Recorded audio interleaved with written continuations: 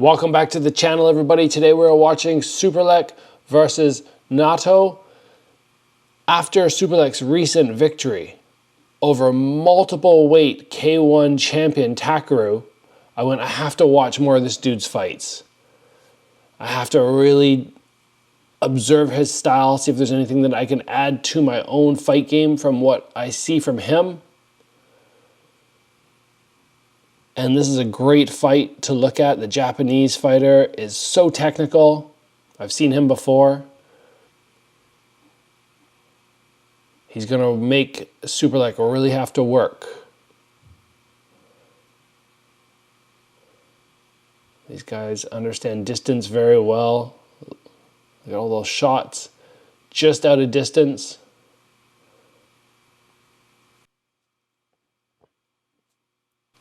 A fight that I would have loved to have seen would have been Superlek versus Tension. That would have been kickboxing or Muay Thai, either one, at the absolute highest level. Both fighters are just so good. I'm not even sure which way I'd lean. I'd probably give the edge to Tension. He beat Takaru, beat Rod Tang, but Superlek did the same. Oh man, he's ruthless with those elbows. They come in really hard. He sort of spikes that back elbow slightly downwards. Something that I noticed with Superlek when he fought Takaru was his ability to land the low kick, but make it very hard to read when it was coming because his jab is actually going, oh, nice sweep there. His jab is always pumping out. And the reason he could throw both of them from what seems the same distance is he tips his head slightly forward. A little bit, again, nice sweep. He tips his head a little bit over the lead foot. It allows him to get within jab range, but then he can tip his weight backwards and be at low kick range. And he can do that without really moving his feet.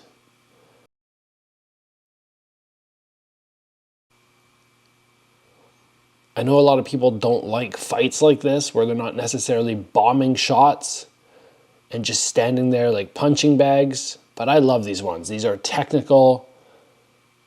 One little mistake, either guy goes down, but they're not being reckless. And we see a lot of shots missing because defensively both fighters are very sound. And you have to be when you're fighting in MMA gloves.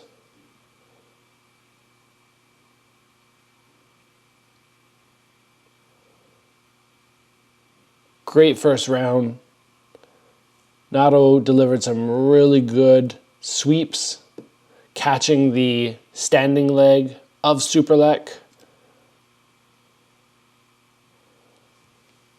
In between rounds, look at how composed he is.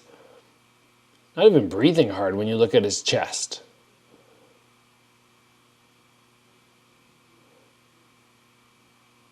I don't think anybody ever watched a Superlek fight and went, man, that guy looks like he should have trained harder, or he's not in shape. He comes ready to fight. I guess with over 400 fights, you know what needs to be done.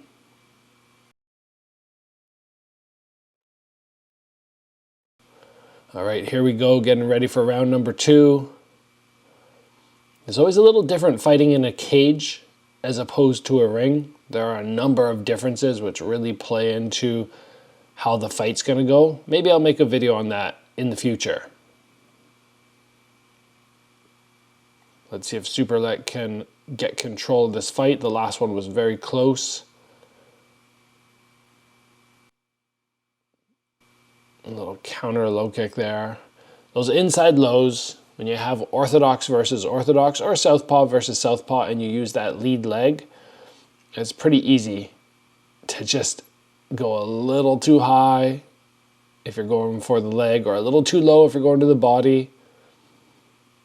Fortunately, he seems like he's okay. If you guys haven't already, you should pick up what I think is the best groin protector in the world, the Diamond Cup. I have a link in the description there, 10% off.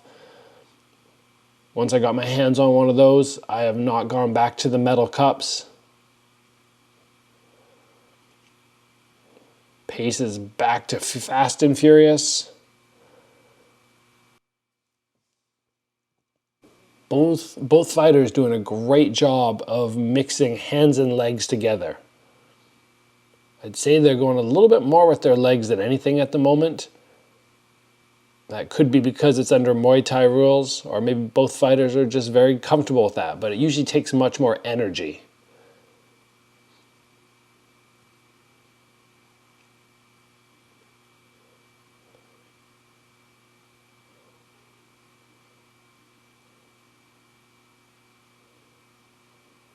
I like how Nato is able to understand the exact range he needs to be at as he backs up.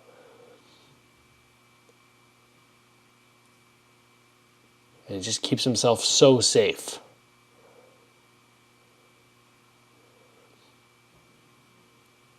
But he's got his work cut out for him. I'd say he's a little bit less offensive than Superlek, and he's definitely down in this round. The aggression of Superlek is allowing him to land more shots. Nothing massive to this point. No clear, oh, this guy's taking way more damage, but definitely when we look at points, aggression, ring control, which are all big factors in how judges score, Superlek is controlling all of those right now.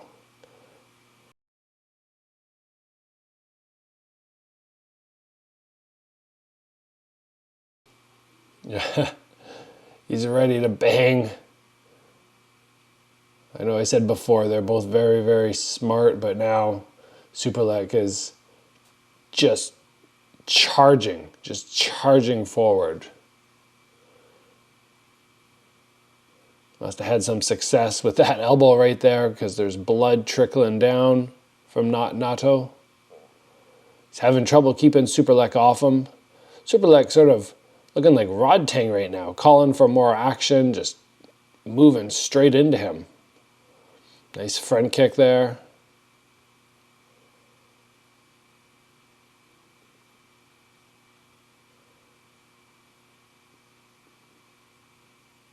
He's having much more trouble than he did with Takaru landing the low kick, with it, which is interesting because he's really good at that.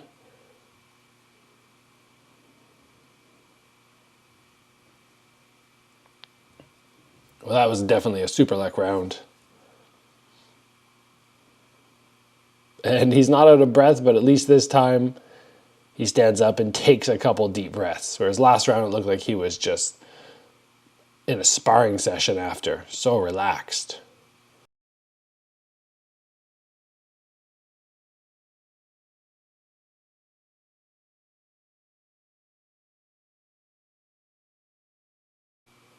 That was probably an elbow.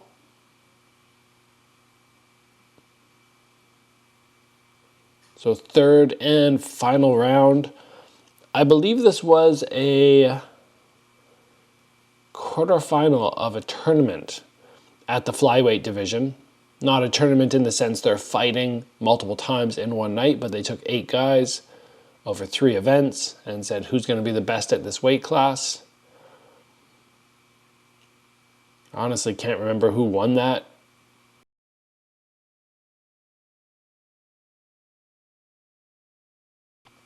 But Superlek right now is the champion for Muay Thai at 135. So it could have been him. Rod Tang was also in that tournament as well.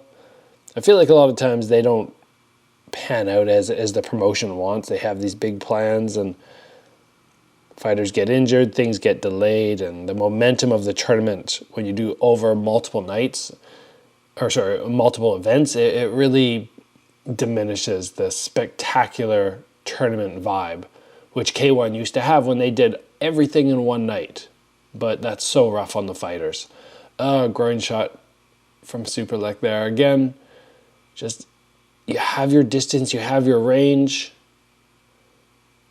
Nato takes a step backwards and just opens up the groin. Oh no, he just stepped through. Yeah, that was just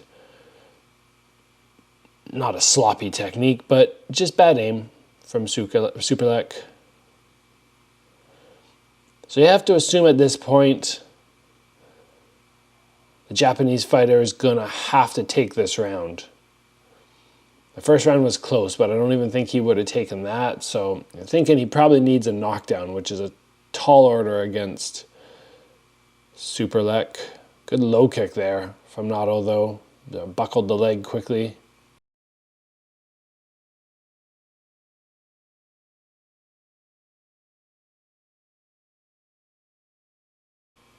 You can just learn so much by watching high-level fighters like this. Like, take a look at their defense, watch the technical proficiency of their offense. Sometimes even play one fighter. Like, look at Nato right now and be like, okay, when shots come, I would have checked that. And you just let your mind start working away on the defense. You imagine catching or blocking that. I find that's a really fun way to engage my brain as I watch fights. If you're finding that's easy, then even harder, look right down the middle between the two fighters and try to play defense and offense on both sides at once. Just under 50 seconds left.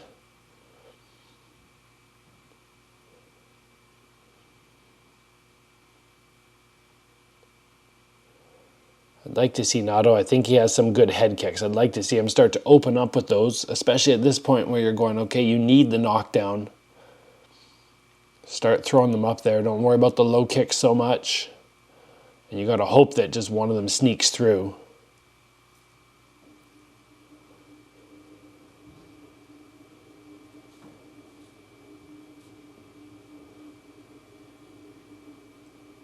I'm actually always very impressed with the boxing of Superlek.